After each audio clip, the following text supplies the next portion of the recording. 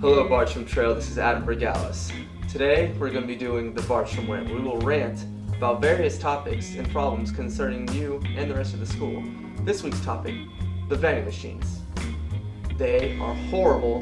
Bartram, you need to fix them. First of all, they only accept quarters. Why don't they accept cash? I don't carry quarters around with me, do you? No, I don't think so. I'm pretty parched, but it only takes coins. But I can only make it rain. I wish I had a quarter.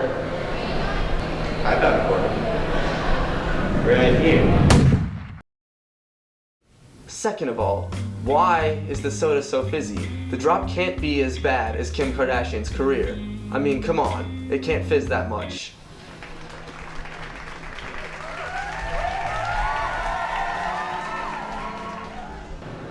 I can't wait to enjoy this drink.